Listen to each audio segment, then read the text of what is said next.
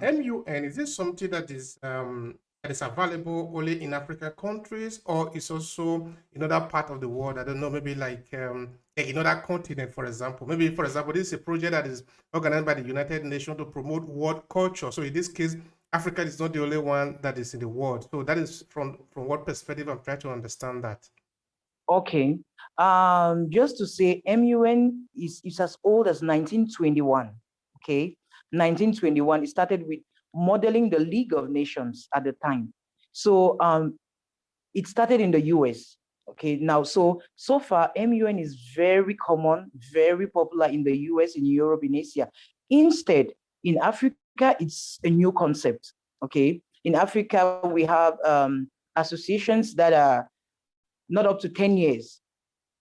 So in Africa, it's relatively new.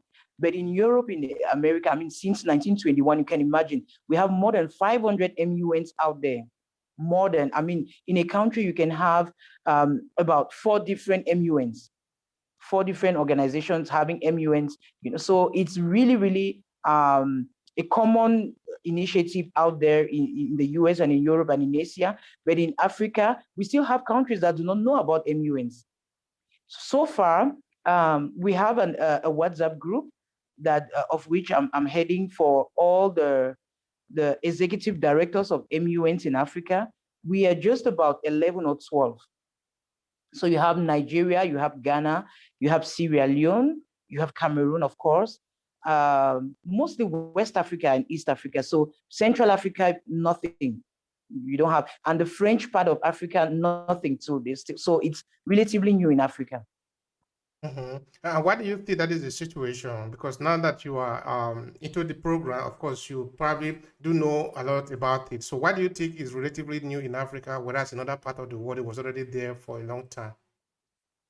Well, I wouldn't know why it's relatively new, but one thing I know is that for the past 7 years or so, most of the African youths who are attending it abroad, that's in America and in Europe, are bringing it back into the continent, into Africa. So if you see amongst the leaders of MUNs in Africa, if you find out most of them started MUNs abroad. And then now, liking the initiative, they decided to bring it back into their country. And that's how, it's been spreading. One of the examples is like Nigeria. Nigeria is really, really growing in MUNs. And they just started recently, yet they are growing. I mean, it's amazing how fast, the Nigerian youths are picking up this, and even the Ghanaian youths as well. All right. So yeah, that's a good thing that is happening over there. All right. Now, I think the Cameroonian version is called Camerimu, something like that. Help me to pronounce it. Camerimun. Okay. Camerimu. All right. In Camerimu, how do you decide what to present? So I'm generally trying to understand, when you organize an event like this, do you decide it on your own, or there are some guidelines you need to follow in choosing what to present as a package? Okay. In Cameroon, first of all, in 2017, with the Simon, we had a board of 4 members. And it's an event that is organized by youth associations. Okay, so it's not an individual. Right now, we are 2 main associations implementing this in Cameroon. You have the Foundation for Peace and Solidarity, and the Young African Women in Diplomacy and Foreign Affairs. It's called Yaoundé. So it was founded by one of my colleagues, a diplomat working at the Ministry of External Relations, who attended this program in London and in Ghana. And she came back and initiated or created this association called Yaoundé. So together with her, we are implementing this. So how do we come about maybe decisions on what to do? We sit in the board and we decide on which theme, first of all, to handle in that particular year. If it's 2021 or 2019, we decide on the theme. We decide on the committees to be simulated, because MUN is all about simulating committees or agencies in the UN. So once we decide on the theme and the committees to be simulated, then we reach out to the volunteers, and the implementation process starts. So that's how it's done. And what about the funding? Who supplies the money? Is it the United Nations or the or the individual countries? Okay, now for funding, we have, the first thing is every MUN has a registration fee, which is decided by the MUN in particular. So it all depends on what they decide the fee to be. That's the first source of funding. You have support from the UN, basically in terms of didactics and materials, logistics. That's what the UN supports with. And then you have individual sponsors, like we have some dignitaries will reach out to as individuals, and they will decide to support the initiative because they want to promote youth education and youth empowerment. So that's how we raise funds for the event. Okay, yeah, cool. Thank you. Now, in terms of concrete benefit, what would you say maybe the people or the youth in Cameroon are benefiting from the organization of Cameroon? Because it is organized in their place, so I want to believe that there should be a kind of benefit that is going to them. I don't know. Can you help us on that? Okay, benefits of an MUN. The first thing is that we develop soft skills. MUN is all about developing soft skills. Now, the soft skills we have research skills. We have negotiation skills. You have networking skills, and you have public speaking. So those are the skills that we when you attend an MUN, that's what you benefit from. Okay, you benefit from also now.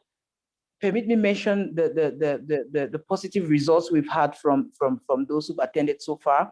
We have students who were in their final year, master students, of course, and in their thesis, okay, in writing their thesis, the skills they develop in research, they could easily use that now in their in writing their thesis. So research is made easier. We had others who told us their exams, their understanding of international relations helped in their exams, in their final year exams. They could better present and write on the topics that were given to them at the time during exams. We also have schools that have benefited from, because we also work with secondary schools. So we have some schools that we had to introduce the concept, the moon concept, to their students. So the students, secondary school students, are now open to international relations, which is not common in most public schools. So we work most often with private schools, private secondary schools, and we open their students to international relations, which is a plus for the school. So that's how those are the benefits. Yeah, that's interesting. That's interesting because it also encourage engagement with other youth. Because, like you said, Yeah, maybe you are organizing in Cameroon. There are those coming from Nigeria, from Ghana, or from yeah, Sierra Leone. yeah, Because they are interacting with others, there are certainly going to be an exchange of opinion and things like that. Uh, exactly. is there something that, because they have participated in MOU, it have led them to something different that maybe you can share? I don't know. Maybe somebody got a, can we call it a scholarship or something? But at least Yeah, because they participated in MOU, this have led to something bigger yeah, and the person have become better. Is there something like yeah. that, a kind of a case study? Exactly. The good thing with MUNs is that we encourage students to participate because we know now in the world, we have partnerships, MOUs that we sign with other MUNs. For example, Cameroon has a partnership with MUNs in Italy, which is like a base for me.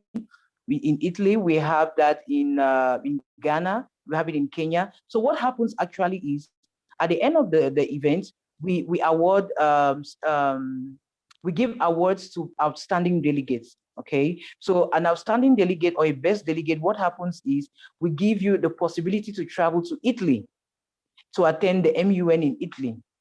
Now that's a huge opening for a youth who's never traveled, to meet other people. And the good thing about the MUN in Italy is that it has possibility for scholarships to all its participants. You have the opportunity to apply for scholarships while you are in the MUN in Italy and register in other schools. So it's a platform. It's a platform for students. And the other opportunity is we have other young people who had opportunities with working with the UN. So that was one of the slots we inserted in the 2021 MUN, which we had about 3 weeks ago, Cameroon. We had some of our alumni who are out there we had them speak to the delegates and give them the positive side of attending an MUN. So we had one who is in Netherlands who works with United Nations Operation, I think Operation Services, something like that. He has had a career in MUN all through, and now he works with the UN. We also have one of ours who is in Canada right now, the same thing. So it's a platform. You can use it, and you may not use it, because we have some youth, if you're not sharp, as it said, you might attend an MUN and then you stay at home and nothing happens, you know. But if you're very sharp, you attend an MUN the first time, I mean, your life changes, because the networks you build help you in your career automatically.